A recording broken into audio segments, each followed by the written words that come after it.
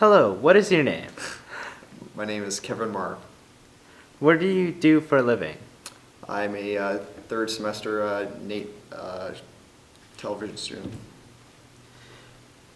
When did you first experience PTSD? Well, back in 2011, I had the unfortunate experience of witnessing my late sister in a body bag. She passed away at the young age of 32, and it was unexpected, but we saw it coming. But I still remember that day as if it was yesterday, and so that was on Canada Day in 2011. What symptoms of PTSD did you experience from that? Well, I mean, obviously, when you lose a family member just like that, I didn't just lose my sister, I lost my best friend. And so that week between the day that she died and the day we laid her down to rest, a week later, I became very suicidal. I contemplated suicide because I wanted to be with my sister. I was depressed. I was already going through a rough time in my life at that time, and so when this happened, it really escalated everything. And so for that week, I was definitely contemplating suicide. Luckily, I was talked out of it, and I never got to the point of actually, attempting to it. But the thoughts were definitely there. How has this affected your work at the time? Well, I was working at the Edmonton International Airport at the time. I just started working there for about 2 weeks, so I was just finishing my training. And the day that it happened, I was actually working out at the airport, and I got a phone call. Well, I missed a phone call. I just finished doing a flight with Toronto, and I got into the lunchroom and noticed there was a missed call from my dad. And I knew that something had happened. This was about 9:30 in the morning, and so I got, when I picked up the phone and I called my dad, and first question he asked me was, "Are you sitting down?" And I knew at that moment that something terribly wrong had happened. And so sorry, what was the question? How it affected your work? Oh, okay, yeah. So obviously I quickly had to leave work right away, and I took probably a few days off. And I was working out on the tarmac at the time. When I made the decision to come back later on that week, I didn't feel comfortable in going out and working with the planes. So I asked to be placed in the bag room, actually, the WestJet bag room. And because I felt like I needed to be constantly working and doing something, because working out on the tarmac, you have a lot of time to yourself in between flights, and I needed something to keep my mind off of what was happening, And so working in the bag room was probably the best thing I could have done at that time, and it was a blessing in disguise because I ended up being promoted within the company I was working for. And I stayed there for about a year and a half. So it kind of worked out in the end, but definitely, it definitely shifted the way I was thinking at work. All right. Did your employer offer any assistance through benefits or recommendation of anything to you? Well, I mean, at the time that it happened, and when I let them know what happened, they were nothing but supportive and comforting to me. And they told me that I could take as much time off as I needed, that they didn't force me back sooner than I needed to be. And so I was very appreciative to that. But on top of that, there wasn't really anything else as for, counseling or, any helpline, there wasn't any of that. So did you ever seek any professional help in any way?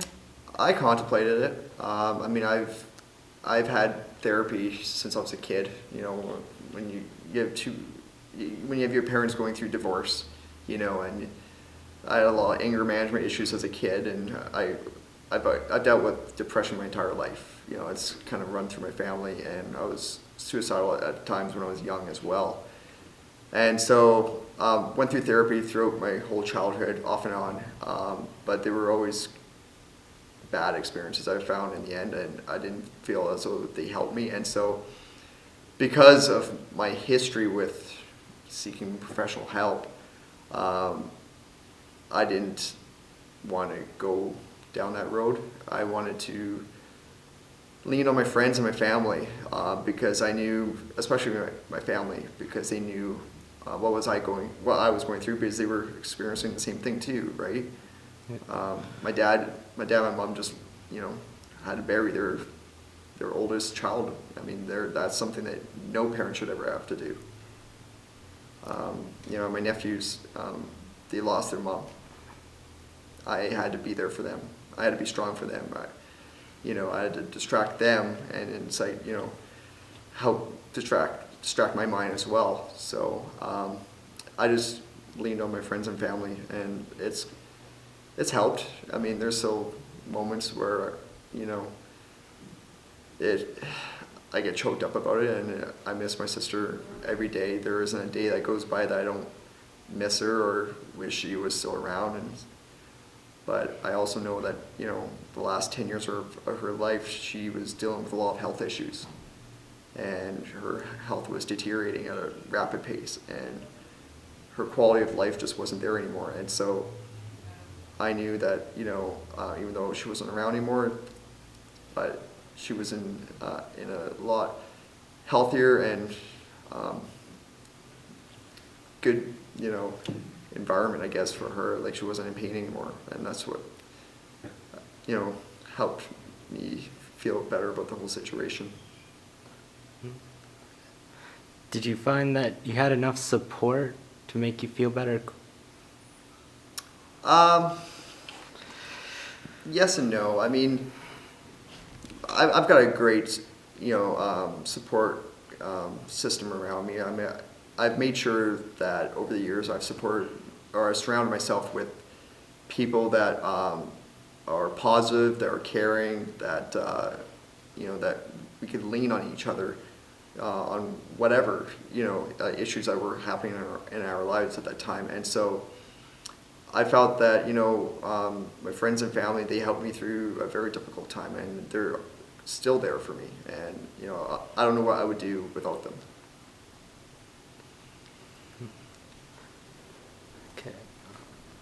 So in essence, yes, they have helped me, but I mean, there's still moments where, you know, it's tough to talk about, you know, without, you know, getting choked up or, you know, I always know where my sister is. You know, she's, I visit her grave, you know, a few times each year, and it doesn't get any easier over time, you know, but I know she's not in pain anymore, and so I got that to feel better about, I guess. What advice would you give to other people facing PTSD like yourself? Don't ignore it. I mean, the worst thing you can do is try to cover it up with makeup, you know, or throw it underneath the rug, you know. I dealt with my situation in a way that I felt was best for me. No two situations are alike. And so for some people, professional help is the way to go. For others, it's medication. You know, but for me, I thought, you know, the best way I could deal with the whole situation was surrounding myself with my family and friends and leaning on them for comfort. And so, you know, make sure you have a support system around you that you can lean on, and don't be afraid to lean on them, because, you know, there may come a time where they need you down the road. And so, I mean, the old phrase goes, you know, when you scratch my back, I scratch yours, right? And so, I mean, I was very fortunate, I'm still very fortunate to have that support system around me, because I wouldn't have been able to get through the last number of years without them. Is there anything you would want to add or change to your support system you have around you? Um, Not really. I mean, obviously, you know, when a situation like that happens, when you lose a loved one, I mean, everyone deals with death differently. And my brother-in-law dealt with it very differently than I did. His way of dealing with it is essentially not dealing with it, kind of, ignoring it, where I'm the type that deals with something head on. And, and so for me, I wish I could have leaned on him a little bit more and talked about it because, I mean, that was his wife of 11 years. They had known each other for like, I think 13, 14 years. I wish I could have leaned on him a little bit more, but instead I had to lean on my dad and my younger sister and my friends. So that part I wish would change, but I mean, he's a bit of a, stubborn, hard-nosed guy that, so I don't hold that against him, but it just would be nice to lean on him a bit more. And we've had talks about it, but I've learned over the years that it's one of those issues or topics that, is probably best left unsaid. But, I still talk to my nephews about, their mom, I mean, because my youngest nephew, Spencer, he was 6 at the time. He was the one that found her. He was sleeping with her in bed, and she